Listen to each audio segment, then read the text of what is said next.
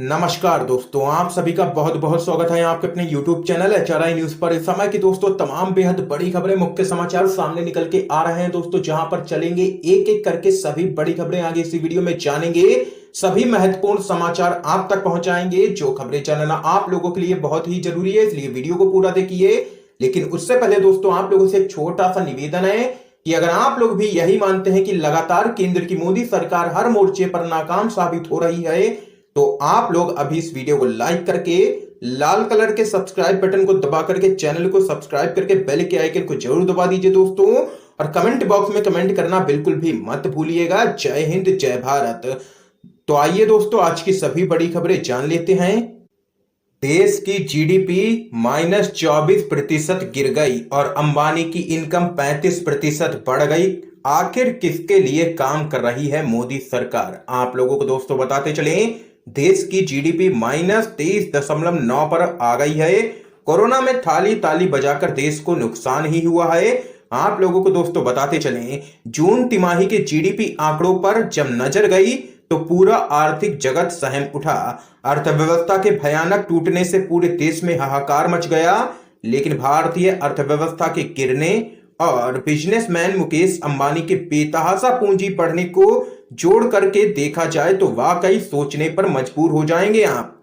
Social media पर तमाम लोगों ने अंबानी के फ्यूचर ग्रुप खरीदने व दुनिया के टॉप 10 अमीरों की लिस्ट में शामिल होने पर सवाल उठाए हैं। कांग्रेस से जुड़े श्रीवास्तव ने ट्वीट कर लिखा है कि कोरोना काल में भी बिजनेसमैन मुकेश अंबानी की इनकम 35% बढ़ गई, लेकिन इंडिया की जीडीपी -23.9 में पहुंच गई है। और यहां पर कांग्रेस पार्टी ने मोदी सरकार पर जोरदार हमला बोला है और कहा है कि अंबानी और अडानी के लिए लगातार काम कर रही है मोदी सरकार। इस बीच एक और बड़ी अपडेट दोस्तों जान लेते हैं। डॉक्टर कफिल को इंसाफ तब ही मिलेगा जब उन पर जुल्म करने वाले सीएम योगी पर एफआईआर होगी। आप लोगों को दोस्तों बताते चलें, डॉक्टर कफिल खान रिहा कर दिए गए हैं। इलाहाबाद हाई कोर्ट ने एनएसए के तहत हुई उनकी गिरफ्तारी को गैर कानूनी करार दिया है। डॉक्टर कफिल खान पिछले 6 महीने से जेल में थे। 6 महीने कोई छोटी मोटी संख्या नहीं है। अपनी बात रखने की सजा अगर इस देश में 6 महीने की होगी तो कितने नागरिक अपनी बात आके रख पाएंगे? ये नागरिकों को डराना नहीं तो आखिर क्या है? अदालत के फैसले ने ये तो जाहिर कर दिया है कि डॉक्टर भीमराव अंबेडकर का संविधान योगी आदित्यनाथ जैसे सांप्रदायिक नेताओं से काफी ऊपर था और ऊपर ही रहेगा। लेकिन यहाँ एक बात है, डॉक्टर कफिल की रिहाई तो हुई है, लेकिन उन्हें न्याय नहीं मिला है। उन्हें न्याय तभी मिलेगा जब उन पर जुर्म करने वाले प्रदेश के मुख्यमंत्री पर एक नागरिक को टॉर्चर करने का केस चलाया जाएगा। नहीं तो इस देश के हजारों निर्दोष नागरिक इसी तरह लगातार टारगेट किए जाते रहेंगे। ये यहां पर दोस्तों बड़ी खबर सामने निकल के आई है। इस बीच एक और बड़ी अपडेट दोस्तों जान लेते हैं। राहुल गांधी का मोदी सरकार पर हमला, कहा अर्थव्यवस्था की बर्बादी नोटबंदी से शुरू हुई थी। आप लोगों को दोस्तों बताते चलें, कांग्रेस के पूर्व अध्यक्ष राहुल गांधी ने जीडीपी विकास दर में भारी गिरावट को लेकर के मोदी सरकार पर निशाना साधा और दावा किया कि अर्थव्यवस्था की बर्बादी नोटबंदी से शुरू हुई थी और उसके बाद से एक के बाद एक गलत नीतियां अपनाई गई मोदी सरकार के द्वारा। राहुल गांधी ने ट्वीट किया है कि जीडीपी -23.9% हो गई है। देश की अर्थव्यवस्था की बर्बादी नोटबंदी से शुरू हुई थी और लगातार जीडीपी तब से बर्बाद होती जा रही है। तब से सरकार ने एक के बाद एक गलत नीतियों की लाइन लगा दी। ये यहां पर राहुल गांधी ने हमला बोला है। इसके साथ ही दोस्तों एक और बड़ी खबर सामने निकल के आ रही है। बीजेपी ने ड्रग्स, क्रिकेट, सट्टेबाजी और अवैध धन से गिराई गठबंधन सरकार। कर्नाटक के पूर्व मुख्यमंत्री एचडी कुमारस्वामी का सनसनीखेज आरोप। आप लोगों को दोस्तों बताते चलें, कर्नाटक के पूर्व मुख्यमंत्री एचडी कुमारस्वामी ने बीजेपी पर सनसनीखेज आरोप लगाए हैं। उन्होंने कहा है कि राज्य में गठबंधन सरकार को गिराने के लिए बीजेपी ने ड्रग, क्रिकेट, सट्टेबाजी और अन्य अवैध धन का इस्तेमाल किया। ये यहां पर काफी गंभीर आरोप लगाए हैं कर्नाटक के पूर्व मुख्यमंत्री एचडी कुमारस्वामी ने बीजेपी पर। इस बीच एक और बड़ी अपडेट सामने निकल के आ रही है दोस्तों। डॉक्टर कफिल खान की रिहाई, दमनकारी सत्ता के मुंह पर बड़ा तमाचा, योगी सरकार पर चौतरफा विपक्ष ने किया हमला। आप लोगों को दोस्तों बताते चलें, इलाहाबाद हाई कोर्ट ने रासुका के तहत जेल में बंद डॉक्टर कफिल खान की हिरासत रद्द करते हुए उन्हें तत्काल प्रभाव से रिहा करने का आदेश पारित किया। इस आदेश पारित होने के बाद योगी सरकार पर विपक्ष ने चौतरफा हमला किया है। इसी क्रम में दोस्तों आप लोगों को बताते चलें, बिहार के पूर्व सांसद पप्पू यादव ने ट्वीट करते हुए लिखा है कि डॉक्टर कफिल खान की रिहाई का आदेश ढोंगी सीएम के मुंह पर कानून का तमाचा है। इलाहाबाद हाई कोर्ट ने डॉक्टर कफिल जी पर एनएसए लगाने को गैर कानूनी विद्वेषपूर्ण बताया। यूपी का सीएम सभ्य समाज के लिए कलंक है, ये यहाँ पर कहना है बिहार के पूर्व सांसद पप्पू यादव का। इसके साथ ही दोस्तों आप लोगों को बताते चलें, समाजवादी पार्टी ने इस आदेश को दमनकारी सत्ता के मुंह पर करारा तमाचा करार दिया है। तो वहीं कांग्रेस ने ट्वीट करते हुए लिखा है, न्याय की दृष्टि में डॉक्टर कफिल खान पर एनएसए बढ़ाते जाना गैर कानूनी था, लेकिन न्याय को हर रोज कुचलने वाली यूपी सरकार को इससे आखिर फर्क कहां पड़ता है।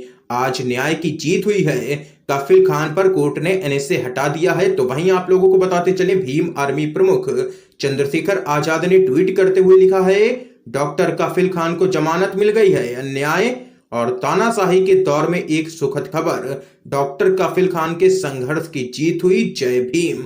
ये यहाँ पर कहना है भीम आर्मी प्रमुख चंद्रशेखर आजाद का। तो देख सकते हैं दोस्तों, चौतरफा हमला बोला है यहाँ पर विपक्ष ने योगी सरकार पर। दोस्तों अगर आप लोग भी हाई कोर्ट के आदेश को योगी सरकार के मुंह पर करारा तमाचा मानते हैं, कानून का तमाचा मानते हैं, तो आप लोग अभी इस वीडियो को लाइक करके अपना समर्थन दर्ज करवाइए। इसके साथ ही दोस्तों एक और बड़ी अपडेट सामने निकल के आ रही है। मोदी जी $5 ट्रिलियन की इकोनॉमी बनाने के लिए 9% की विकास दर चाहिए, -23.9 की नहीं।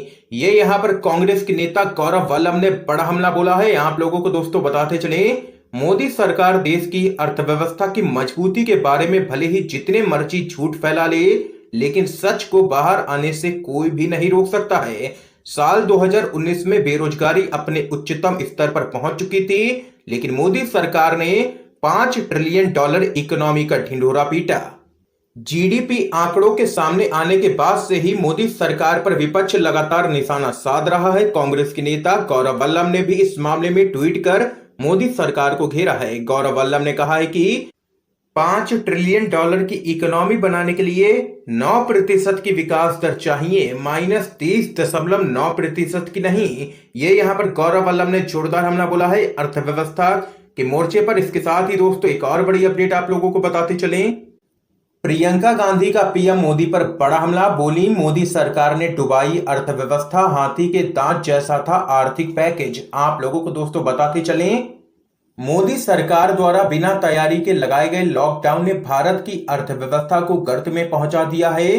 पहली तिमाही के जारी जीडीपी आंकड़ों को लेकर अब विपक्ष लगातार मोदी सरकार को घेर रहा है। इसी कड़ी में कांग्रेस महासचिव प्रियंका गांधी ने भी केंद्र में बैठी मोदी सरकार पर हमला बोला है। प्रियंका गांधी ने देश की गिरती अर्थव्यवस्था को लेकर के पीएम मोदी पर जमकर के निशाना साधा है। साथ ही कोरोना संकट के दौर में जारी पैकेज की तुलना हाथी के दांत से की है।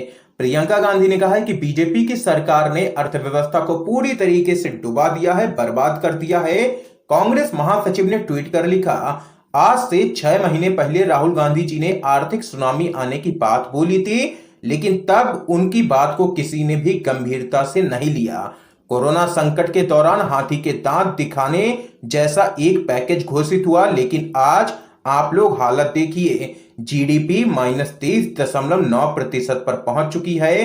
भाजपा सरकार ने अर्थव्यवस्था को डुबा दिया है, पूरी तरीके से तबाह करके रख दिया है अर्थव्यवस्था को। ये यहाँ पर प्रियंका गांधी ने कहा है और बड़ा हमला बोला है। इस बीच एक और बड़ी खबर दोस्तों सामने निकल के आ रही है, जमातियों को मानव बम बताने वाले कैलाश विजयवर्गीय का बेटा निकला कोरोना पॉजिटिव। अब अपने बेटे को क्या कहेंगे, आप लोगों को दोस्तों बताते चलें, दिल्ली के निजामुद्दीन मरकज में तबलीगी जमात के कार्यक्रम से लौटने के बाद संक्रमित पाए गए जमात के लोगों को मानव बम बताने वाले भाजपा के राष्ट्रीय महासचिव और वरिष्ठ नेता कैलाश विजयवर्गीय के छोटे बेटे कल्पेश विजयवर्गीय कोरोना पॉजिटिव पाए गए हैं।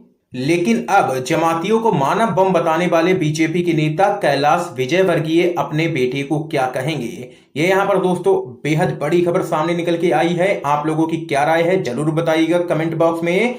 तो यहाँ पर दोस्तों आज की ये तमाम बेहद बड़ी खबरें थी जो हमने आप लोगों तक दोस्तों पहुंचाई हैं। वीडियो पसंद आया हो तो इस वीडियो को लाइक करके ज्यादा से ज्यादा शेयर कीजिएगा, अपने सभी दोस्तों तक इन खबरों को जरूर पहुंचाइएगा और चैनल को सब्सक्राइब करके बेल के आइकन को जरूर दबा दीजिए। दोस्तों आप सभी का बहुत बहुत धन्यवाद।